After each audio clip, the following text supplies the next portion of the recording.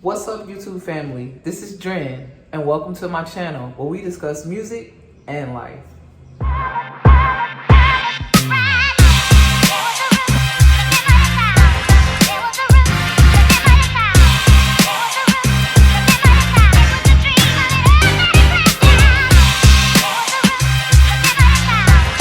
What's up, everybody?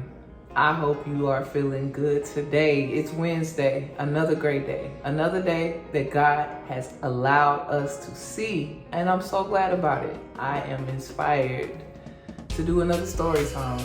Story times are a little difficult for me because you have to be so transparent and I have to talk about things that are personal to me. But I was reading a book by Rick Warren, and he's talking about the reason why we go through things, which is basically so that we can share it with others. It does no good for us to go through these trials, these tribulations, and then keep it to ourselves. The sole purpose for us experiencing these things is so that we can inspire others that may be going through the same thing. So when I read this, I felt convicted because I know that there are things that I've gone through that I have shared, but there are quite a few things that I've gone through that I haven't shared. Why? Because I'm a fairly private person. I do talk, but I also keep a lot of things to myself. And what I'm about to share with you today is one of those things that I kind of wanted to keep to myself, but I feel like with the direction that the world is headed, it's important for me to be open about this. So let's jump right into my story time. So I want to tell you about my transition from high school to college and then adult life. And during these transitions, how my sexuality affected my life and my thought process, and how I dealt with identity crisis or gender confusion. I don't know, I'm trying to think of I'm sure there's a better term for it, but these are the terms that we're going to use today. Started in high school.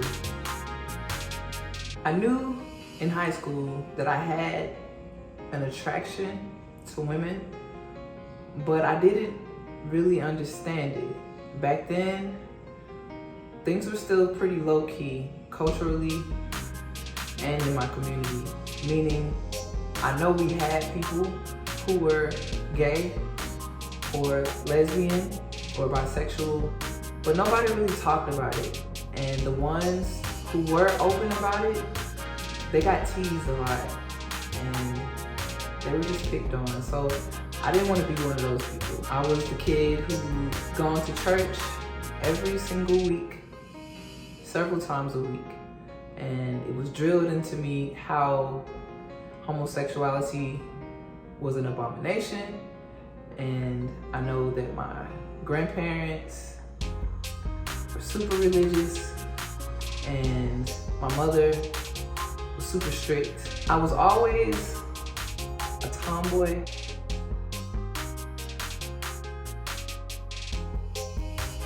I tried in like 11th and 12th grade to dress a little more girly, but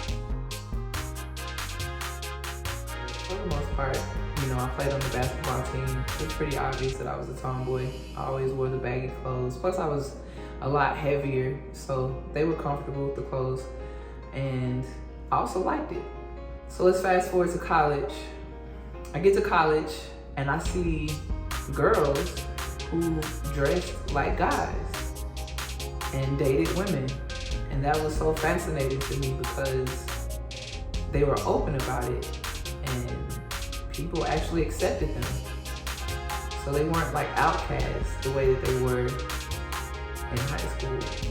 So it just opened my mind up to a whole nother way of life.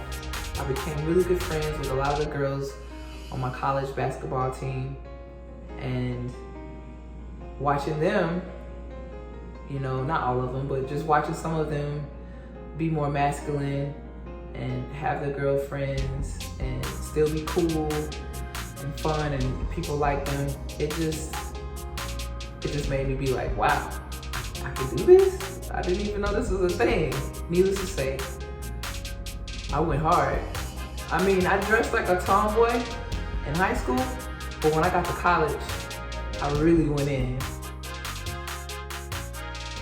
Baseball caps, baggy jeans, the shoes, do-rags, braids, you name it. I mean, I really went hard.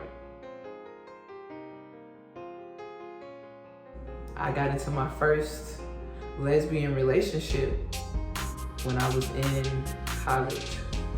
So that was big for me because I had never done it before. I had attractions, but I didn't really know what to call them. But when I got to college, I just felt more free to explore that avenue. I would be attracted to girls who hadn't necessarily dated girls before, and that was just a thing. So with that comes a whole other world of, I won't call them issues, but let's just say obstacles. Marriage between same-sex couples was not legal at that time, and having kids was even further out of the picture. So in my mind, the only way that I could effectively be with a woman is to be a man. That's how I felt. And I remember just feeling lost a lot of the time because I felt like no matter how much I loved a woman, I couldn't give her what she really needed. And I couldn't have a lifelong relationship with her because I was a woman. And I too wanted and still want a family, marriage, kids.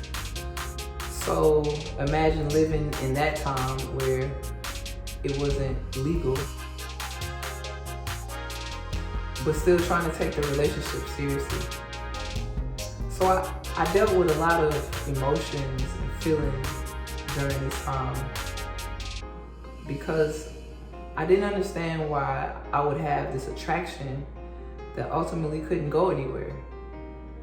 It really bothered me, so much so that I would often wish that I was a man. I wanted to be in a relationship with a woman and have everything that heterosexual couples had.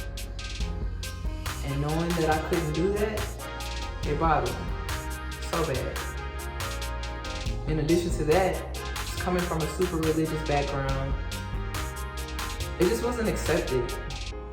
In my family and where I'm from, it just wasn't the thing to do or to be. And so I just felt like if I was a man, I wouldn't have to deal with all of this resistance. And I wouldn't have to feel bad about the person that I'm attracted to or that I love. So that was really hard for me. And I dealt with this pretty much all through college. This feeling of inadequacy. This feeling that no matter how much I love a woman, I could never give her everything that I want to give her because I'm not enough. I went through so many changes spiritually. I even went through a moment where, because I've always believed in God, but there was a moment where I wanted to stop. I wanted to stop because I didn't understand a God that would love me conditionally. God made me who I am.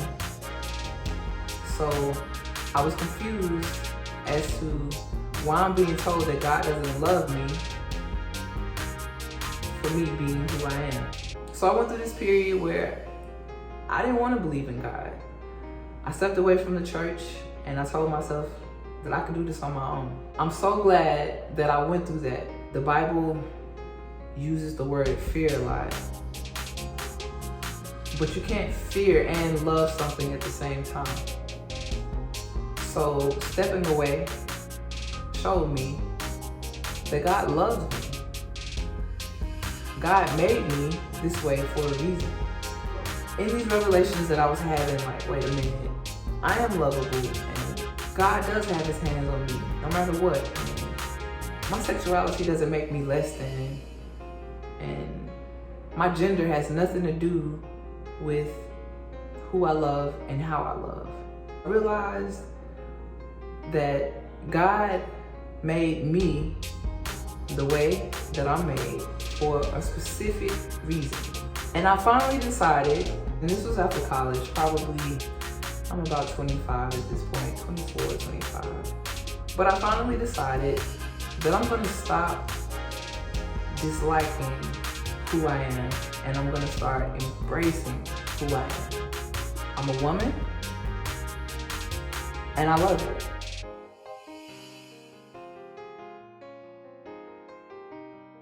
In order for me to capitalize on the blessings that are made specifically for me, I would need to embrace everything that God has given me.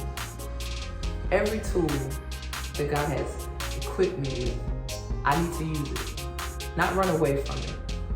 Not assume that God has made a mistake on me, but embrace what I've been given. The moment I started looking at life through a different lens, and I started to embrace my sexuality and embrace my gender and embrace who I am as a person, is the moment when my life really started to make more sense. I believe that we get more out of life